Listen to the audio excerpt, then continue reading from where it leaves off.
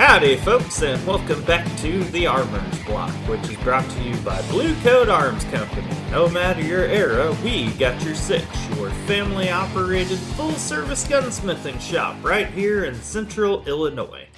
The lights are low, our glasses are full, and we're doing one of my favorite kinds of episodes, History with Teeth. The kind where you realize, oh, this isn't just a story. It's people, pressure, and technology colliding. And this week's topic is personal for me, because the anniversary of Bonnie and Clyde's death is coming up. And years back, I was the armorer for a stage musical production of their story. Which means you didn't just read about it. You had to think through what they carried, why they carried it, and how it would have actually worked. Exactly. And here's the part people don't think about. Running blank ammunition. Which, while safer, comes with its own set of problems. Yep.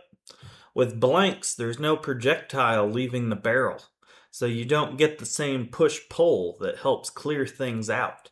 You end up with extra fouling, extra gunk, and more jamming. Movie guns suffer the same fate a lot of the time. They're basically living on a cleaning schedule. So tonight we're talking the arsenal of Bonnie and Clyde. What they used, what was modified, what law enforcement learned the hard way, and what modern shooters can still take from it today. I'm Hootie, founder and lead gunsmith at Blue Coat Arms Company. And I'm Lydia. I run the scheduling, the customer updates, and I'm the one who hears the "so I did a dumb thing" stories after the range today. Our question of the day for you this week is, what is your favorite piece of Depression-era firearms history? Or do you have a family story from that time period? 2 lanes. If you're a history buff, start your comment with history and drop the fact, story, or rabbit hole. If you're a builder or restorer like we are, start with bench and tell us what surprised you when you worked on the older gun. We'll pull a few and read them for a future episode. So here's what gets missed in the Hollywood version of things.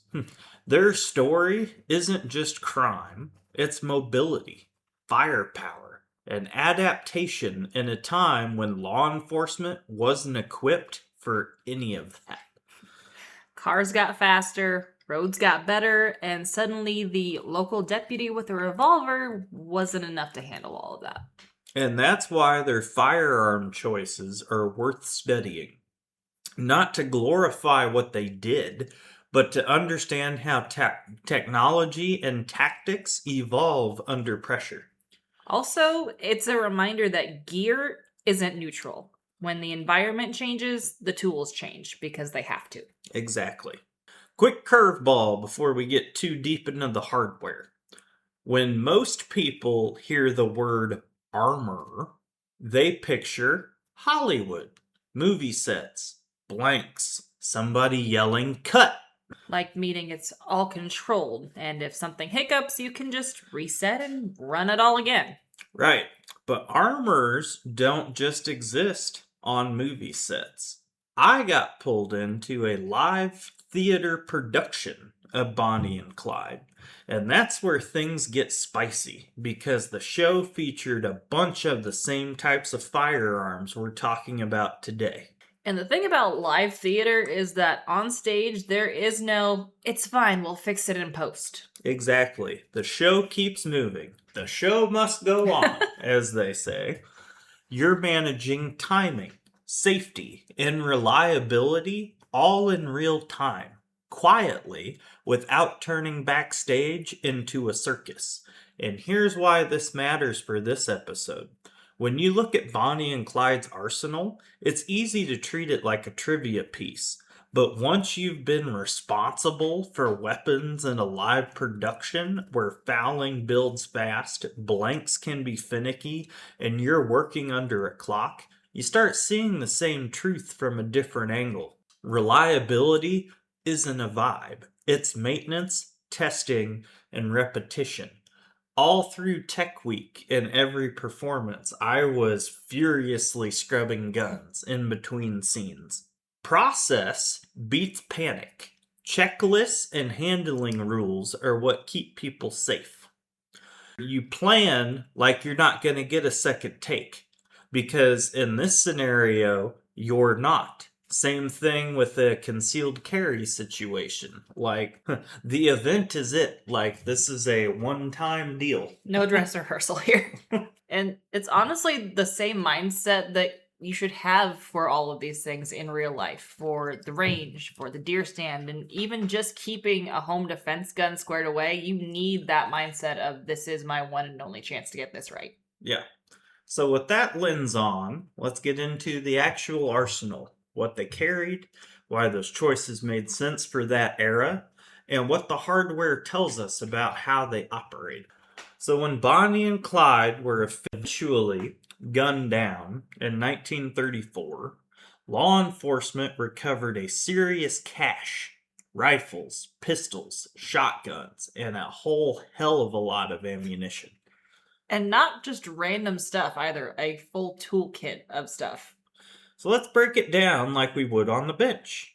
What it is, why it mattered, and what it teaches us. Bucket number 1. Wait a minute, buckets again? What is with the buckets? Layer number, I don't know. We're sticking with buckets. Okay. Fine. So, bucket number 1, the reach out and touch you. The AT&T guns, if you will. So here we're talking long guns, rifles, and shotguns, because that's where the gap was. This is where the intimidation factor lives with these kinds of guns and situations. First up, the BAR, the bar rifle. John Moses Browning at his finest. The headline item that everyone talks about is this one. And the 30-06 is not a gentle suggestion either. No. And here's the thing about the BAR. It wasn't designed as a gangster gun. It was a war gun, meant to give infantry a way to lay down serious firepower. And then all of a sudden it shows up in the hands of criminals, and suddenly the rules change a lot. Exactly. So in that era, car bodies, I will say, were better than they are now. 100%. But at the same time, you got to think about when you got something as big as a 30-06 that travels 1,000 plus feet per second. And if somebody's only shooting you from 20 yards away, that car door don't mean anything. Yeah.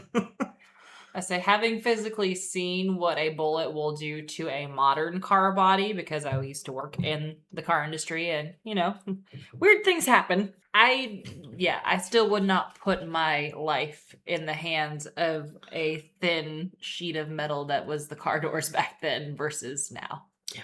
So no, Clyde loved the BAR, the bar, because it gave him range, penetration, and volume. And it also forced law enforcement to rethink what adequate meant for them. Practical note for modern listeners. If you've never shot a 30-06, just understand it is a full power rifle cartridge. It's not loud like a 9mm. It's a whole different category.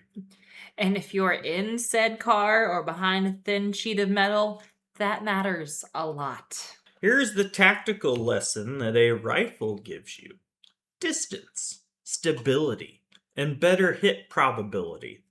A revolver is convenient, but it's not a rifle, and it's also what most of the law enforcement officers at the time had. So if you're a law enforcement officer in 1934 with a revolver and a shotgun, and the other side has a bar, you're behind the times. And that's not politics, that's physics, folks. That's not an equation I want to be on the wrong side of. Bucket number 2.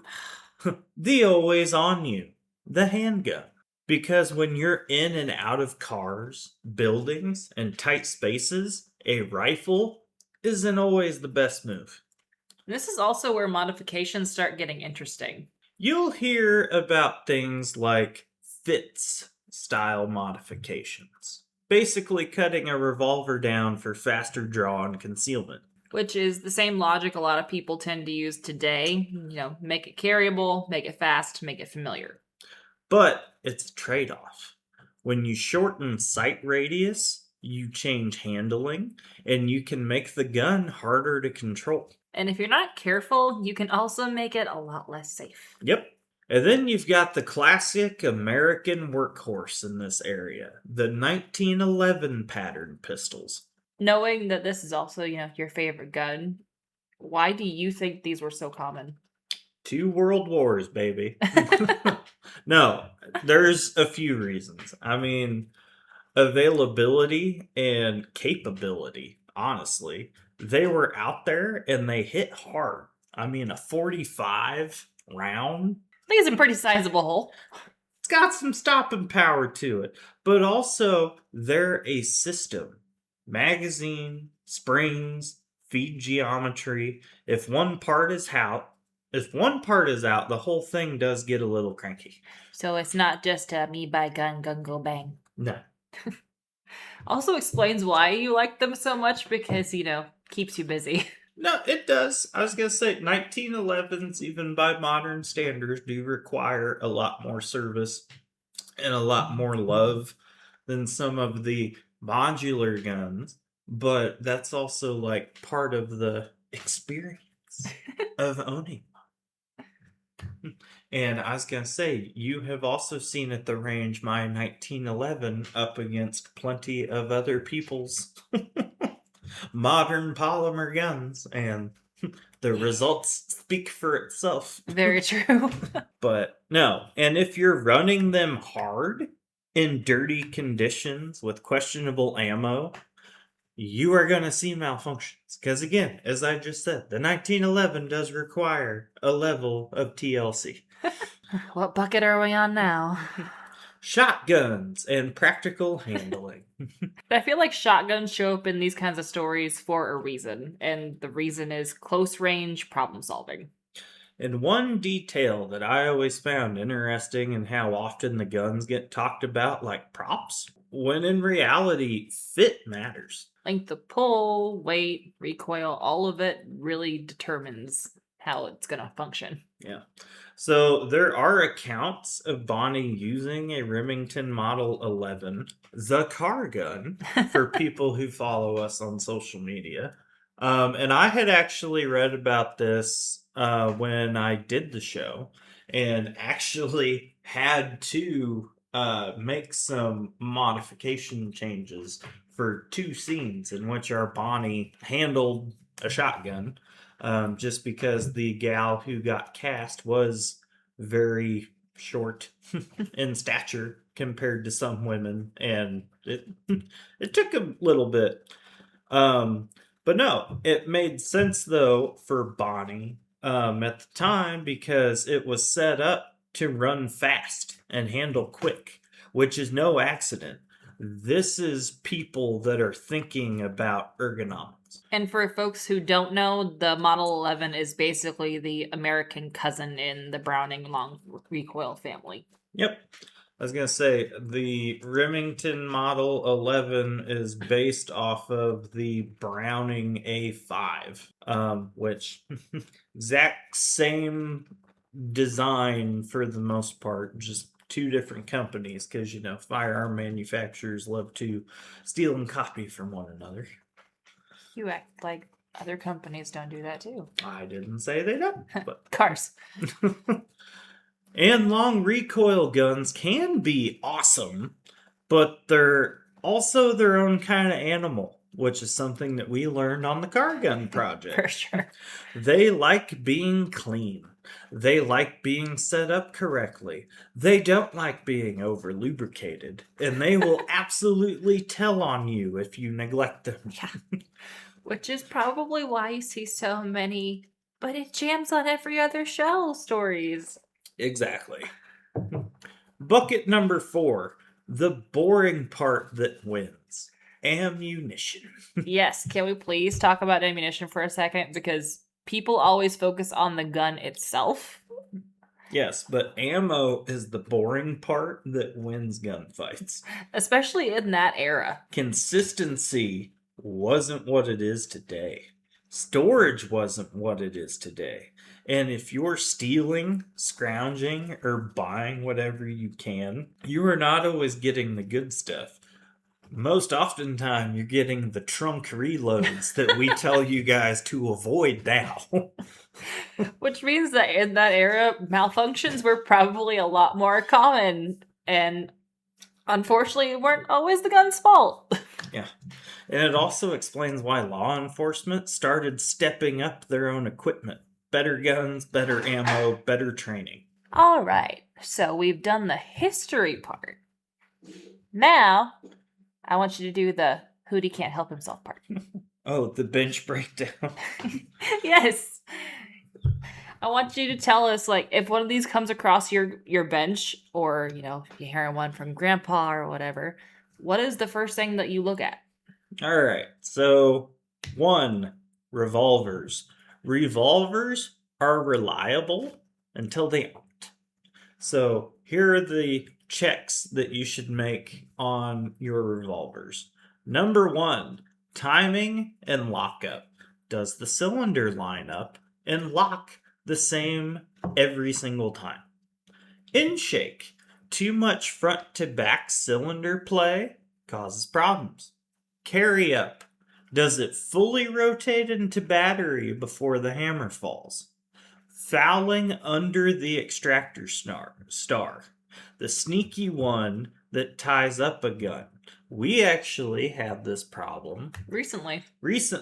A longtime customer of ours brought in a Ruger that will shoot 357, but he prefers to shoot 38 special through it because it's cheaper. Well, the problem with 38 special is because it's a shorter cartridge, and you get into that push-pull factor that we talked about with blanks.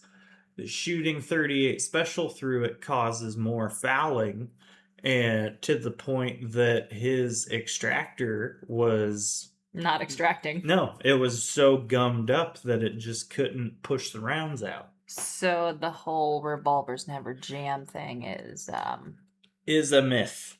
They jam, just differently. your favorite. It's strawberry instead of grape. Now your favorite, 1911s. 1911s are awesome, but they are picky about a few things. Just like you. And yet you still picked me. Every time. Oh. But no. So, magazine quality. If the magazine is junk, the gun will act like junk. Extractor tension. Too much or too little, and you will see a lot of weird failures. Feed path, ramp condition, throat, and overall geometry. This is also especially important in modern 1911s if you are running hollow point rounds as a concealed carry. This is a whole service that we offer if you are interested in carrying a 1911. But I don't care if it's a 45, if it's a 9, 10 mil, whatever. You have got to address this before you start shooting something other than Full Metal Jacket. Springs.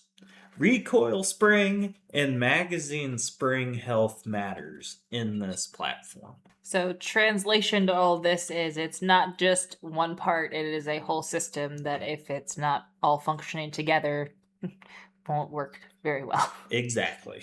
All right. Shotguns. Long recoil guns are smooth when they are right, but they do not tolerate neglect. Again, something that was painfully learned and had to be experimented with. The Remington Model 11 that we got on our bench this last time. Friction ring setup. So, for those of you that don't know, the Remington Model 11 has got a friction ring setup that is made of different parts. There is a brass collar. There is a dampener, which is just a steel It's a round piece of steel that goes along with the friction ring, and then you've got the recoil spring. So there are 3 ways to correctly set up this orientation. One is for light loads, one is for medium loads, and one is for heavy loads. But if you do not correctly orientate all of the pieces for one of those rounds, most oftentimes people get the dampener ring put in backwards. You're going to have some problems. And wrong configuration can beat the gun up or cause cycling issues. Can also beat the hell out of your shoulder. Ask me how I know. Personal experience. So, old oil and gunk turns into glue. We actually did a whole video of this. So the Remington Model 11 has an action spring that runs the bolt. Spring means spring loaded, which means when you release the pin, spring is supposed to fly out. Yeah, when it's all gunked up and like glued together, it doesn't spring so much. No. Stock cracks. So recoil systems can punish wood, especially if the friction ring and the recoil system isn't set up correctly. And lastly, ammo selection. Light loads versus heavy loads matter. When we did our initial test fire, the gun wouldn't actually cycle. And it was because I had set the recoil up for too heavy of a load compared to what we were actually shooting. Mm-hmm. Which makes this a, no, it ran fine last season kind of gun. Mm-hmm. But something else I also wanted to kind of touch on, because you were talking about having to adjust this for the actress that played Bonnie. One of the things I was reading up earlier, because, I had to go research everything again because it's been a minute since I've touched this, is that one of the things that they had found was that they had Bonnie's Model 11 had actually had a shortened barrel and a stock. Yeah. So she had modified it from both ends to fit her small stature. So something this finicky to be that heavily modified and still function. No, and that makes perfect sense. I know that I have talked about it in previous episodes when we have talked about gun fitment and things, but no, a lot of people, guys especially, don't know why. No, a lot of people hear about, like youth sizes or youth fits, and they immediately go to just kid guns. But at the end of the day, it doesn't matter what you call it. What matters is that it fits you and that it provides the purpose for what you are intending to use the tool for. And no, from what I remember researching for the show and also dealing with some of the things that needed to be addressed with the actress that got cast, like, no, she would have very much fit into the youth sizes for most modern guns, which didn't exist back then. So right. Make your own. Yeah. So one last one in this whole bench breakdown here is bar type. So that's the one that makes everybody's eyebrows go up a little bit. Yep, the BAR. And for the musical, ours was modified for blanks, just like everything else. So for those of us that aren't, gunsmiths and stuff, what does modified for blanks mean in plain English? So a lot of guns need a certain amount of pressure to cycle. With blanks, you're missing the projectile, so the system often needs help. Usually through a blank firing adaptation kit that changes how gas and pressure is managed. So, John Wick, pick a Western, like, not Rust. But no, it's gotten easier to fake now with a lot of modern movies just because CGI is where it is now. Mm-hmm. But for the longest time, so your granddad's spaghetti westerns and stuff. No, those firearms had to be strategically gunsmithed and modified to work on blank rounds to cycle. So that's why you were testing different little blank loads to make sure everything worked so properly. Yeah, because you're balancing, does it cycle? Is it safe and controllable in the environment? And then the other thing that we had to deal with, because we were not in an outdoor theater. It was an enclosed space. So the other thing that I had to deal with was, is it going to be deafening to the audience? And on top of that, it still fouls like crazy. Oh yeah, blanks are dirty. That's the tax that you pay for using them. All right, lightning round. I'm going to throw some myths out, and I want you to hit us with reality. Okay. Right. Myth number 1, revolvers don't jam. Reality, they do jam. And we talked about this a little bit earlier. But when they do, it could be a bigger problem because you can't just rip a magazine out and keep them moving. Like, once a revolver's down, it's down. Myth number 2, shotguns don't need aiming. So at real distances, you absolutely do have to aim. Patterns are not movie wide. So no, for most traditional senses of a shotgun, yes, you can just point it in the general direction. Spray and pray. Yeah, but that only works at like between 5 and 25 yards. Like once you get out further than that, yes, you do have to have some some sense as to where the round is pointed. Myth number 3, cars are cover, which we talked about this earlier, actually. Yep. I would say cars are mostly concealment. There are a few parts that are better than others, but don't bet your life on a door panel. Especially nowadays. No, can confirm, do not trust a car door nowadays. Myth 4, blanks are harmless. Blanks can still injure or kill at close range. They're not toys. As proven with some things that we're not going to get into. Yeah. Myth number 5, old guns are simple, so they're easy. Old guns are simple in concept, but they can be worn, out of spec, and ammo sensitive. Simple does not mean forgiving. And since we specialize in historic reproductions and restorations, can honestly say, like, I actually did a whole reel on this because I get asked all the time why old guns take so much longer to gunsmith than the new modular stuff.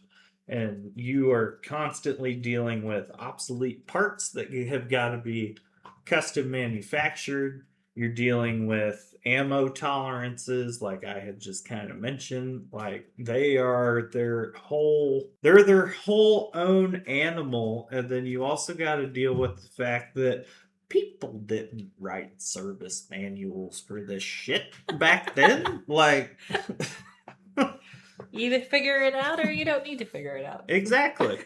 That was satisfying. I like to ruin this. It's fun. All right, shop talk.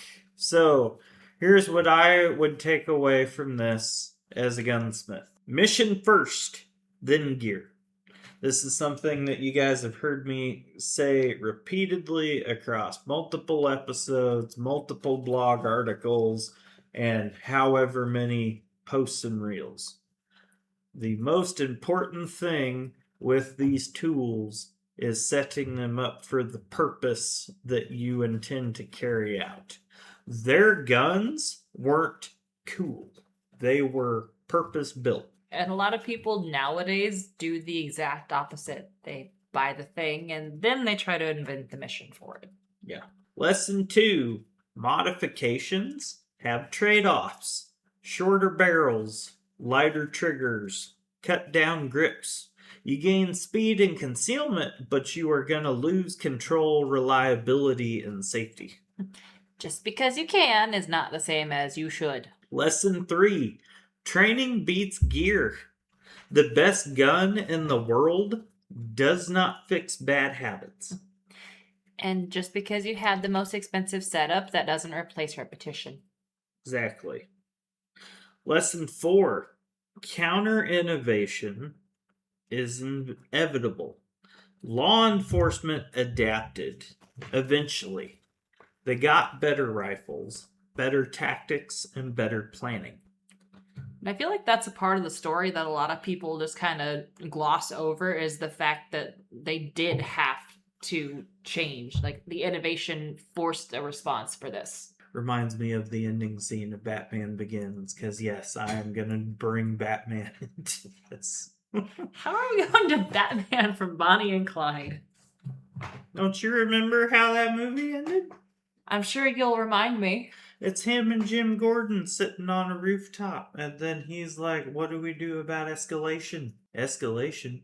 We carry semi-automatics. They buy fully automatics. We start wearing Kevlar. They start buying armor-piercing rounds. Like, that is exactly what happened here, just in reverse.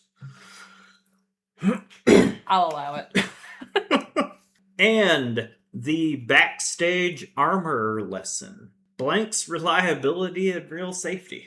You learned all of this the hard way from the sounds of it. Yeah.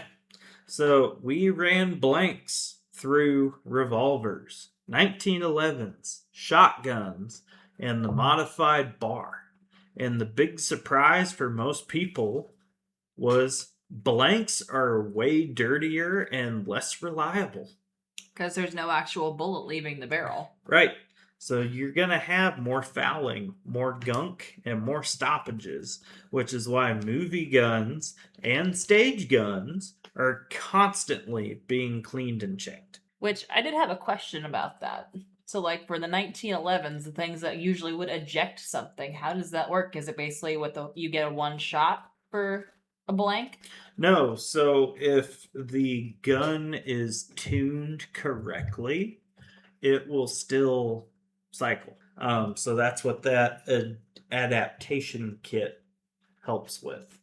And then normally gunsmiths and armors will also have to make other modifications and stuff to the firearm so that it will cycle properly. But no, so if the gun has been tuned to run on blanks properly, it will still cycle.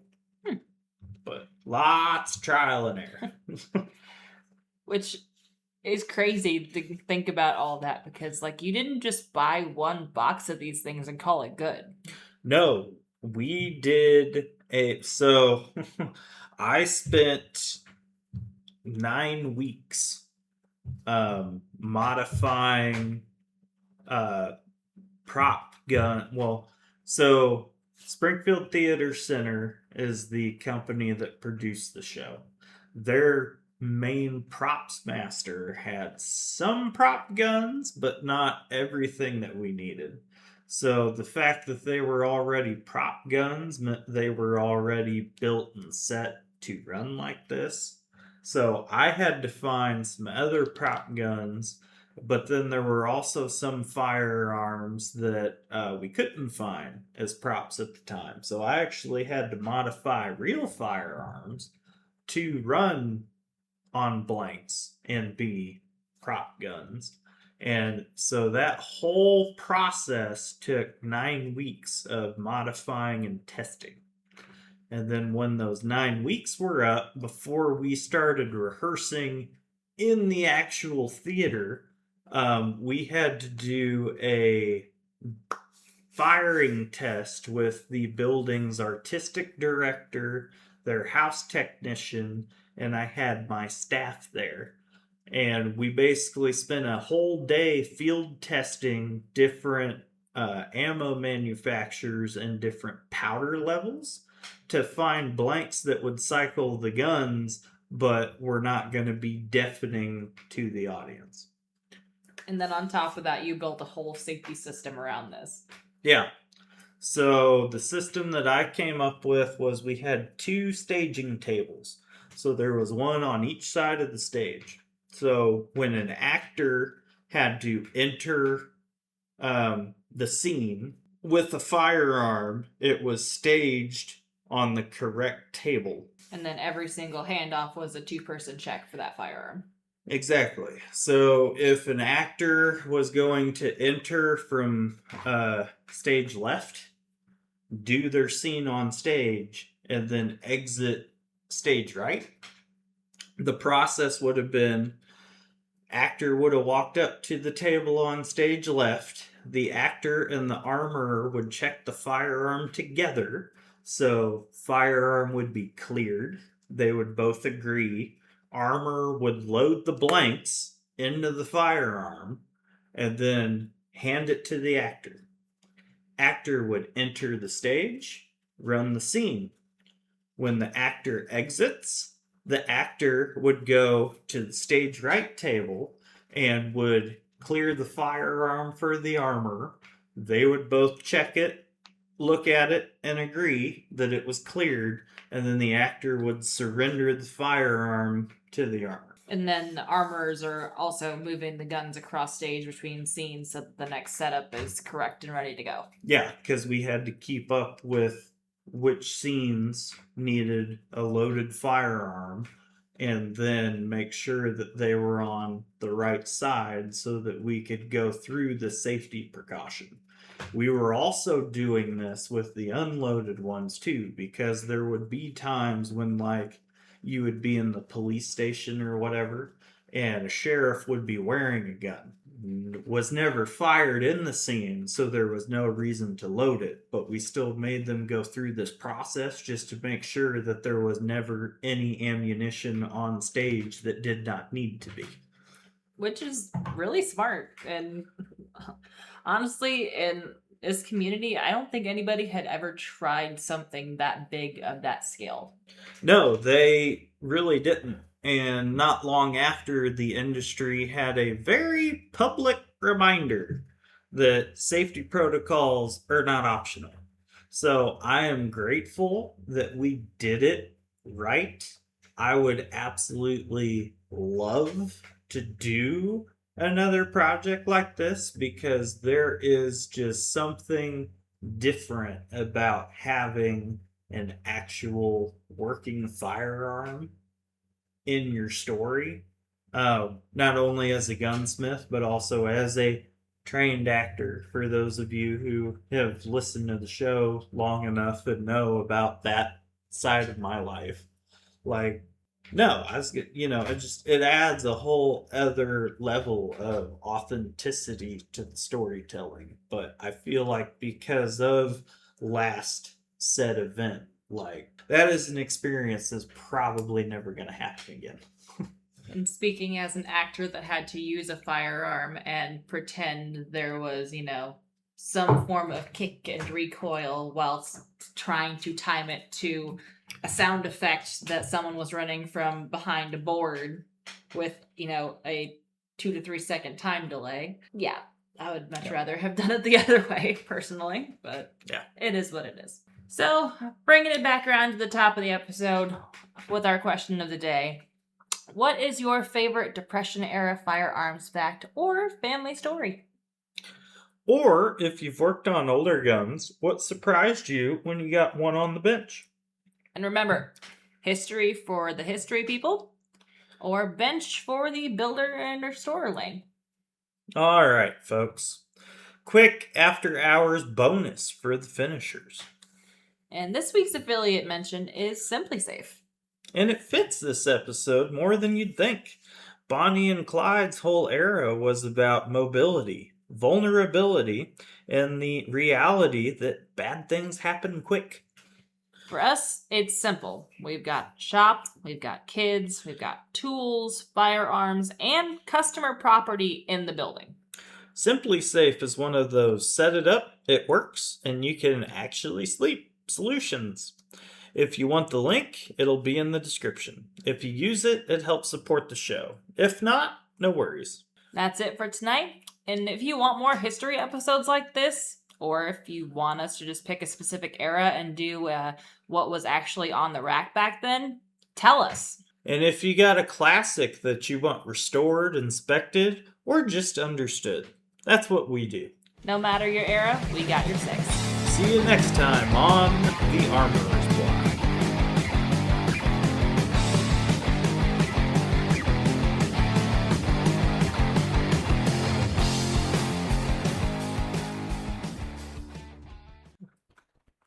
Hey, helps when the microphone isn't muted.